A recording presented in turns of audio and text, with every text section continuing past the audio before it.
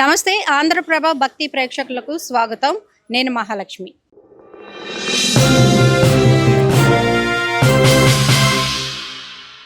మనతో పాటు ఇంకో భక్తురాలు ఉన్నారు. మరి వారి లైఫ్లో ఏం చేశారు బాబా, వారి మాటల్లోనే విందాం. అమ్మ చెప్పండి. నమస్తే, మీ పేరు? రమా అండి.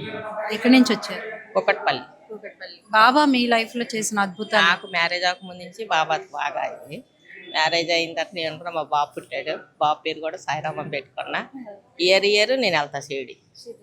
నాకు ఇక్కడ ఈ గుడికి వస్తే మట్టుగా ఏదైనా అనుకుంటే ఈ గుడికి వస్తా అవుతుంది.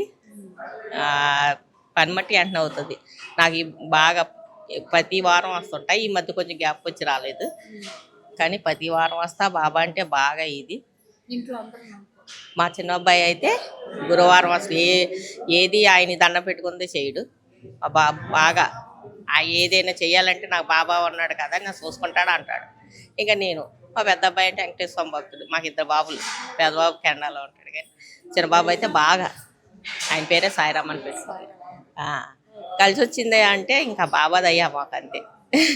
ఏదైనా చదువు కానీ పిల్లల సెట్లు కానీ అంతా బాబా గారు అంటే అసలు అంతకుముందు నాకేం తెలియదు ఆయన గురించి.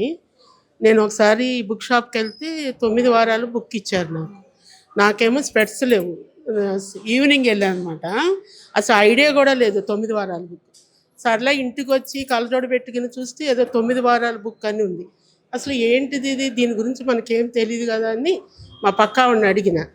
ఏంటమ్మా ఇది, ఏదో 9 వారాలను ఇచ్చారు, ఫ్రీగా ఇచ్చారంటే ఆవిడంది, నువ్వు ఏదైనా కోరిక అనుకో, నీకు వెంటనే నెరవేరితే 9 వారాలు బిగిన్ చేయండి.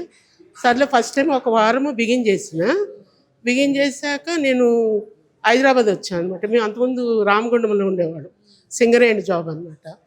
హైదరాబాద్ వస్తే అది సర్లే ఇక రిటైర్ అవుతాం కదా అని ఏరియా అంతా చూస్తున్నాం. ఇల్లు ఎక్కడా దొరకలేదు. వద్దులే ఇంకా 1 year జాబ్ ఉందిలే మనకి, తర్వాత చూద్దామంటే ఒక ముసలాయన దగ్గరికి వచ్చాడు. ఆ ఏరియా అంతా తిరిగిందాన్ని నేను. ఒక ముసలాయన దగ్గరికి వచ్చాడు. ఏంటమ్మా అని. ఏమనండి, త్వరలో రిటైర్మెంట్ అవుతాము, ఇల్లు కోసం వచ్చాము, ఈ ఎండగా ఉంది, మాకు దొరికేదట్లేదు, ఇంక ఇంటికి వెళ్ళిపోతామండి అన్న. చుట్టాలు ఇంటికి వచ్చామన్నమాట, ఏదో ఫంక్షన్ ఉంటే. లేదమ్మా నువ్వు రా, నీకు చూపిస్తాను ఇల్లు అని ఒక ఇల్లు చూపించాడు. ఆ ఇల్లు తప్ప దాని ఇంటి చుట్టూ ఇళ్ళన్నీ చూసిన, అది చూడలే.